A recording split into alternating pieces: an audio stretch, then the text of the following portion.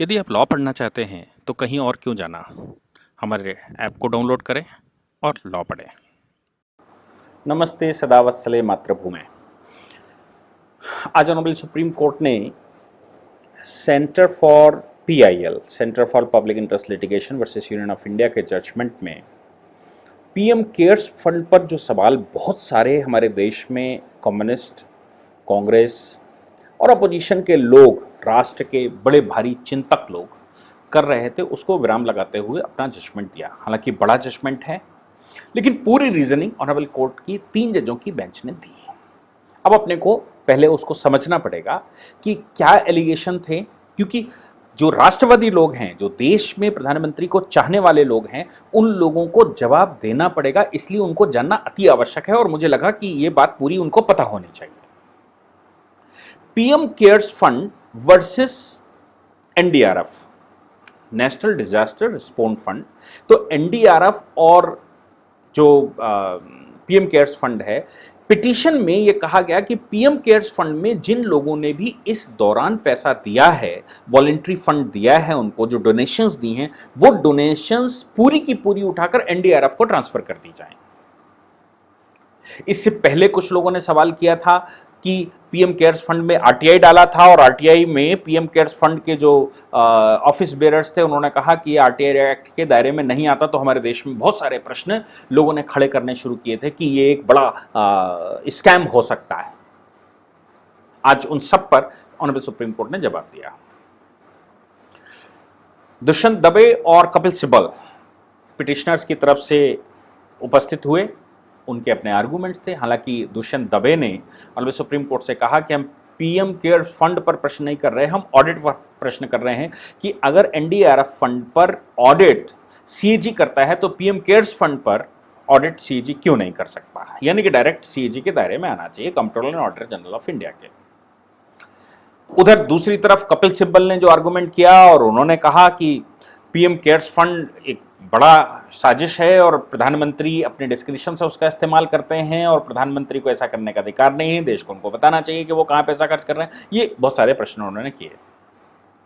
Honourable supreme court ने दोनों मामलों के 5 प्रश्न ऐसे बनाए और उन दोनों मामलों के निपटारा किया। उन्होंने पहली बात कही कि एनडीआरएफ का जो फंड है, उसमें एनडीआरएफ एक्ट के तहत, यानी कि नेशनल डिजास्टर मैनेजमेंट एक्ट के तहत, सेंट्रल और स्टेट की अपनी रिस्पॉन्सिबिलिटीज हैं। उसका एक हिस्सा सेंट्रल का होता है, बाकी हिस्सा स्टेट्स का होता है। पहली किस्त के दौरान ही 11,092 करोड़ रुपया स्टेटों को दे दिया गया था। स्टेट्स को अपना जो उनका डिजास्टर मैनेजमेंट एक्ट के तहत उनका जो अपना रेशियो है या उनका जो अपना कंट्रीब्यूशन है, उस कंट्रीब्यूशन के साथ इस डिजास्टर के दौरान, कोविड-19 के डिजास्टर के दौरान स्टेटों को वो मैनेज करना है। मैनेज स्टेटों को ही करना है, सेंट्रल केवल उनको फंड देगा। और इस फंड में केंद्र ने जो राज्यों ने मांगा था, या राज्यों का जितना भी कंट्रीब्यूशन बनता है, हिस्सा बनता है, उतना हिस्सा केंद्र सरकार ने तुरंत उनको ट्रांसफर कर दिया था। और लिखित रूप से अभी तक कोई रिकॉर्ड में नहीं आया है कि किसी भी स्टेट ने केंद्र से और फंड मांगा हो।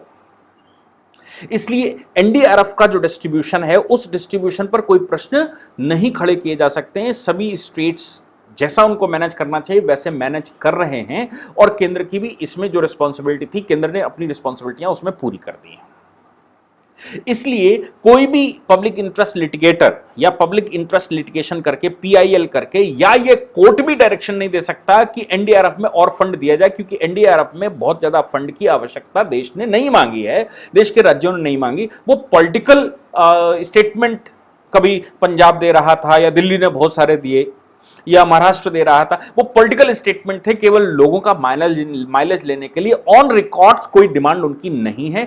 इसलिए उस फंड का जो कैरेक्टर है वो दूसरा है। वो एनडीआरएफ वो नेशनल डिजास्टर मैनेजमेंट एक्ट के तहत बना हुआ है, और नेशनल डिजास्टर मैनेजमेंट एक्ट के तहत जो कानूनन बना हुआ है, तो वो प्रक्रिया एक पार्लियामेंट की प्रक्रिया है। चूंकि उसकी फंडिंग केंद्र के अपने फंड से होती है और केंद्र सरकार उस पर फंडिंग करती है, या संचित निधि से फंड निकलता है, या पार्लियामेंट से फंड निकलता है, इसलिए उस फंड का जो ऑडिट है वो controller and auditor general of India का होना चाहिए, क्योंकि वो टैक्स के पैसे से पैसा जाता है।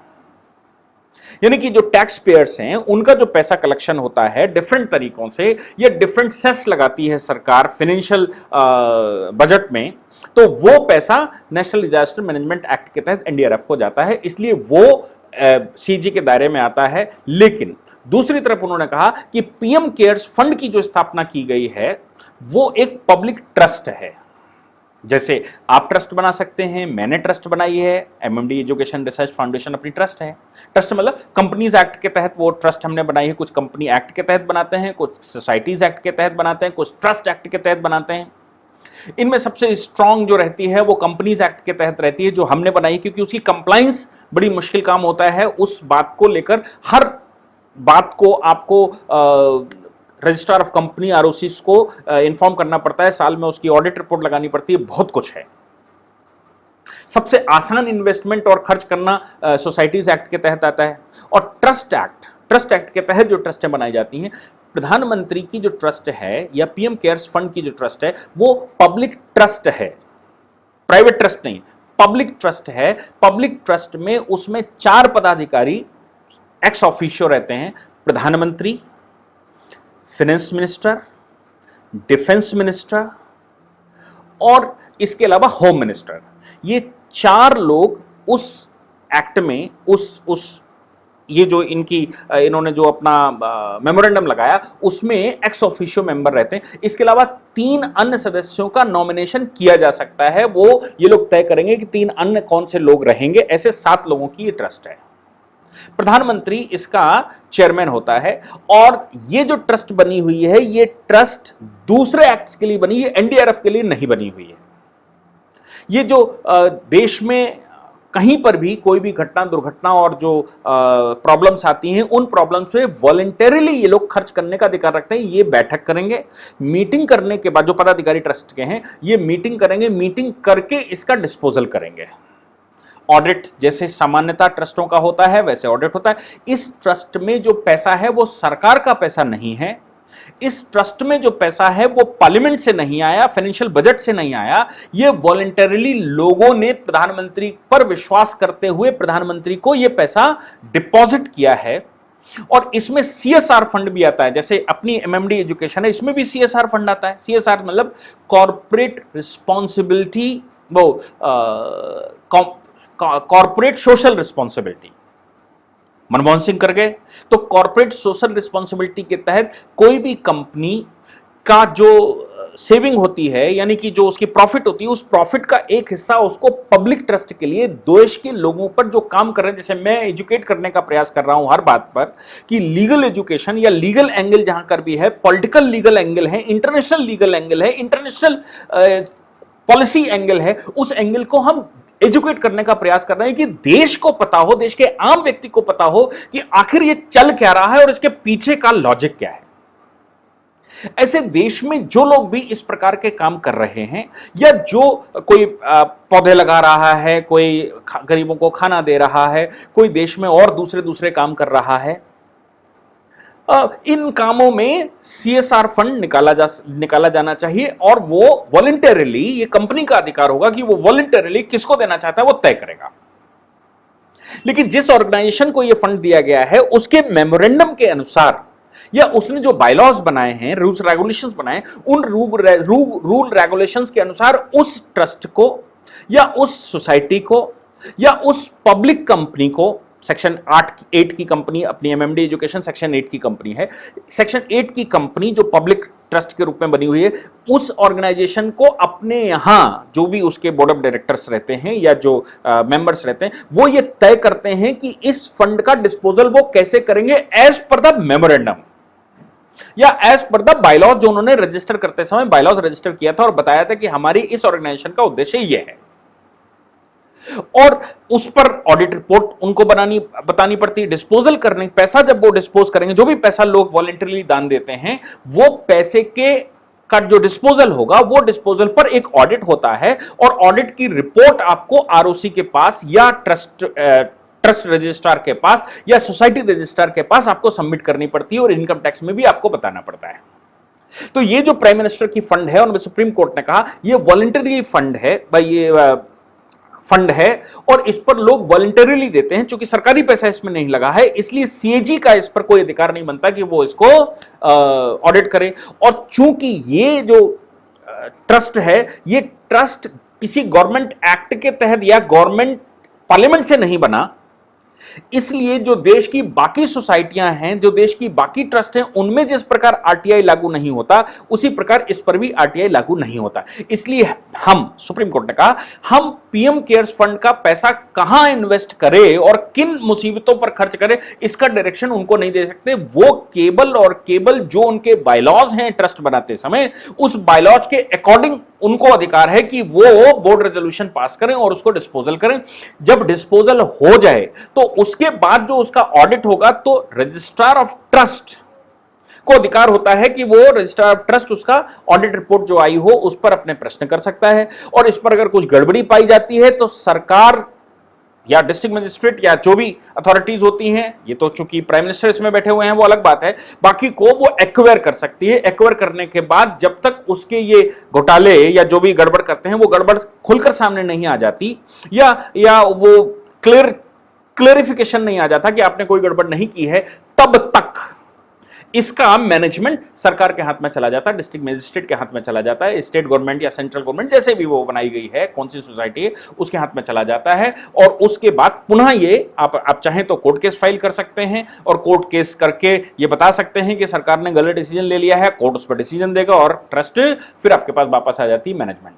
ट्रस्टियों को अधिकार नहीं होता कि वो अपने ऊपर खर्च करें। जो एम्प्लॉयमेंट में हैं, जो किराए के लिए उन्होंने बिल्डिंग ली हुई है, उन किराए की बिल्डिंगों पर या जिनकी नौकरियां हैं या जो ट्रस्टीज उसमें जॉब टाइप का कर रहे हैं, उनके लिए ट्रस्ट में व्यवस्था की जा सकती है कि सेक्रेटरी की सैलरी हम यहां से निकालेंगे, जो परमानेंट इसमें काम करने वाले लोग होंगे उनकी हम सैलरियां यहां से निकालेंगे, वो ये फंड में आएगा। ऐसा कुछ व्यवस्थाएं लोग कर सकते हैं, लेकिन वो भी जनरली नहीं। मेंबर्स को उस पर अपने लिए बिना किसी लेबर के, बिना किसी सर्विस के, बिना किसी काम के वो उससे कोई भी फंड विड्रॉ नहीं कर सकते, वो केवल मैनेज कर सकते हैं। ऑनरेबल सुप्रीम कोर्ट का ये जो जजमेंट है, ये एक लीगल एनोमली थी जो ऑनरेबल सुप्रीम कोर्ट ने बहुत कायदे से क्लियर करी। और मैंने साथ में आपको ट्रस्ट, सोसाइटीज और सेक्शन 8 की कंपनियां यानी कि पब्लिक कंपनीज और जो पार्लियामेंट का फंड है, संचित निधि का फंड है या फाइनेंस मिनिस्ट्री का फंड है या बजट का फंड है, उनके बीच में डिस्टिंग्विश करने का प्रयास किया। मुझे लगता है कि हमको अब अधिकार नहीं है कि प्रधानमंत्री के ऊपर इस प्रकार इस फंड के बारे में हम क्वेश्चन कर सकें। जैसे प्रधानमंत्री इस फंड का इस्तेमाल लोगों को विदेशों से लाने में कर सकते हैं, लोगों को रीसेटल होने में कर सकते हैं, जो छोटे छोटे डिजास्टर्स होते हैं उनमें अलग से वो अपनी इच्छा से वो जो कमेटी बैठेगी वो कमेटी तय कर सकती है कि हमने कौन से कामों में करना। जहां एनडीआरएफ काम नहीं कर सकती है, एनडीआरएफ का फंड नहीं लग सकता, वहां पर इन सोसाइटीज का, इन पब्लिक कंपनियों का या इन ट्रस्टों का पैसा वो लोग चिंता करके खर्च कर सकते हैं। खर्च करने के बाद आप उन पर प्रश्न कर सकते हैं कि ये पैसे का खर्चा कैसा है, क्या है, वो भी एक गवर्नमेंट का सिस्टम है, लेकिन वो ऑटोमेटिकली नहीं हो सकता और कोर्ट उस पर ऑर्डर नहीं कर सकता, ऐसा ऑनरेबल सुप्रीम कोर्ट ने कहा। फिर इस पर कुछ अपडेट आता है तो हम लोग उस पर डिस्कशन करेंगे। Thank you.